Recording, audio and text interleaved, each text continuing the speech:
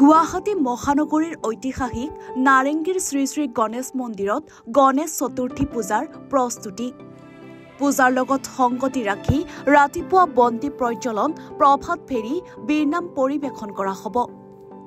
সম্বৰ্ধনা অনুষ্ঠান আৰু খিচিৰি ভোগ বিতৰণ কৰা হ'ব। এইবেলি প্ৰায় 10,000 ভক্তপ্ৰাণ ৰাইজৰ সমাগম হোৱাৰ আশা কৰিছে আয়োজক কমিটিয়ে। ভক্তপ্ৰাণ ৰাইজক আদৰিবলৈ সম্পূৰ্ণ প্ৰস্তুতি তৈয়াৰ কৰি তুলিছে। নিৰাপত্তাৰ প্ৰতি লক্ষ্য ৰাখি গণেশ মন্দিৰৰ প্ৰাংগণৰ লগতে ৰাস্তাৰ সম্পূৰ্ণ নিৰীক্ষণত ৰাখিবলৈ 8টা চিচি কেমেৰাৰ ব্যৱস্থা কৰা হৈছে। পূজাত নিমন্ত্ৰিত অতিথিৰূপে স্থানীয় বিধায়ক অতুল বৰা, সাংসদ বিজুলী কলিতা মেধি বাইদেউৰ লগতে পাৰিষদ বৰ্গৰ উপৰিও সন্মানীয় ব্যক্তিসকল উপস্থিত থাকিব।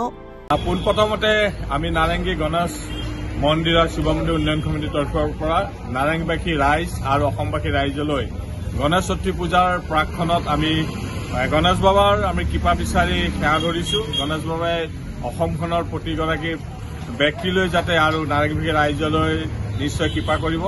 আৰু ইতিমধ্যে আপোনালোকে অৱগত যে অহা দেওবাৰে গণেশ চতুৰ্থী পূজা আৰু পৰম্পৰাগতভাৱে নাৰেংগী গণেশ মন্দিৰ শিৱ মন্দিৰ উন্নয়ন কমিটিয়ে গণেশ পূজাভাগী উলহ মালহেৰে এদিনীয়া কাৰ্যসূচী পাতিবৰ বাবে ইতিমধ্যে জোৰদাৰ প্ৰস্তুতি আৰম্ভ কৰিছে। ইতিমধ্যে আপোনালোকে দেখিছে আমাৰ যিসকল দাতা তেখেতসকলে ইতিমধ্যে গণেশ মন্দিৰ সুন্দৰভাৱে ৰং কৰি আমাৰ তৈয়াৰ কৰি দিছে। ইতিমধ্যে ৰঙৰ কাম চলি আছে আৰু আজিৰ ভিতৰত সম্পূৰ্ণ সমাপ্ত হ'ব। ইতিমধ্যে আপোনালোকে জানে বৃহৎ আকাৰৰ পেণ্ডেল ইতিমধ্যে তৈয়াৰ কৰা হৈছে, যাতে ভক্তপ্ৰাণ ৰাইজে আহি সুন্দৰভাৱে ইয়াত তেখেতসকলে বিশ্ৰাম লৈ গণেশ বাবাৰ নিশ্চয় সেৱা গ্ৰহণ কৰিব পাৰে। তাৰ উপৰিও আমাৰ বৃহত্তৰ নাৰেংগী উন্নয়ন কমিটিত আমি এইবাৰৰ আমি 10,000 আমি ভক্তপ্ৰাণ ৰাইজৰ খিচিৰি ভোগৰ বাবে ব্যৱস্থা কৰিছোঁ। ইতিমধ্যে উন্নয়ন কমিটিৰ খেলপথাৰতো বৃহৎ আকাৰৰ পেণ্ডেল ইতিমধ্যে ৰান্ধনীঘৰৰ পৰা আদি কৰি নিশ্চয় আপ্যায়নৰ ব্যৱস্থা কৰি সুন্দৰভাৱে তৈয়াৰ কৰি ওলোৱা হৈছে।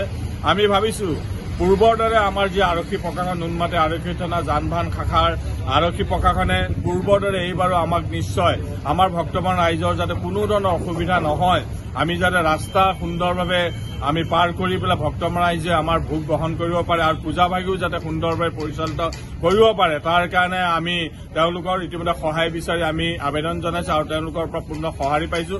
ইতিমধ্যে আপোনালোকে জানে গুৱাহাটী পৌৰ নিগমে ইতিমধ্যে সুন্দৰভাৱে গণেশ মন্দিৰৰ সমীপৰ যি নলা সুন্দৰভাৱে চাফা কৰাৰ কাৰ্যত ইতিমধ্যে তেখেতসকলে চাফা কৰি আছে আৰু গণেশ পূজাৰ প্ৰাক মুহূৰ্তত তেখেতসকলে সুন্দৰভাৱে এই যি জাবৰ জোঁথৰ ইতিমধ্যে ইয়াৰ পৰা নিষ্কাশন কৰিব আৰু এক সুন্দৰ পৰিৱেশ তৈয়াৰ কৰিব। আৰু ইতিমধ্যে ইয়াৰ আলোকসজ্জাৰে আজিৰ পৰা আলোকসজ্জাৰে এই গণেশ মন্দিৰ প্ৰাংগণ উজ্বলি উঠিব।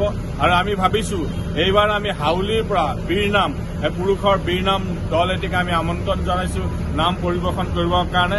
আৰু এই চেগতে আমি যি দাতা এই দাতালৈ আমি ধন্যবাদ জনাইছোঁ আৰু প্ৰশাসনৰ নীতি নিৰ্দেশনাৰ বাবে ইতিমধ্যে এইবাৰ আমি গণেশ মন্দিৰ উন্নয়ন কমিটিয়ে আমি চিচি কেমেৰাৰ ব্যৱস্থা কৰিছোঁ। ইয়াৰো চিচি কেমেৰা 8টাকৈ চিচি কেমেৰা ইতিমধ্যে এজন দাতাই ইতিমধ্যে আমালৈ তেওঁ আগবাঢ়িছে আৰু ইতিমধ্যে চিচি কেমেৰা তেওঁলোকে ইয়াক সংস্থাপন কৰিছে। আমি পূজাৰ দিনা এই ব্যক্তিসকলক আমি যি আমাৰ গণেশ মন্দিৰৰ ৰং দিয়া আৰু ৰং কৰোৱা ব্যক্তিসকল আৰু চিচি কেমেৰাৰ যিসকল দাতা আৰু নামৰ যিসকল দাতাক আমি সুন্দৰভাৱে আমাৰ ইয়াত আমি সম্বৰ্ধনা অনুষ্ঠান ৰাখিছোঁ। লগতে আমাৰ যিসকল নিমন্ত্ৰিত অতিথিসকল আমাৰ মাজলৈ ইয়াত আহিব, পূৰ্বৰ দৰে আমাৰ বিধায়ক অতুল বৰাদেৱ, আমাৰ সাংসদ বিজুলী কলিতা মেধি, পাৰিষদসকল, লগতে স্থানীয় যিসকল আমাৰ নিমন্ত্ৰিত অতিথিসকল আহি সুন্দৰভাৱে পূজাভাগী ইয়াত পৰিচালিত কৰাৰ ক্ষেত্ৰত আমাক সহায় সহযোগিতা আগবঢ়াইছে। এই চেগতে আমাৰ এই গণেশ পূজাৰ আচলতে যেতিয়াই গণেশ চতুৰ্থী পূজা আহে আমাৰ ইয়াত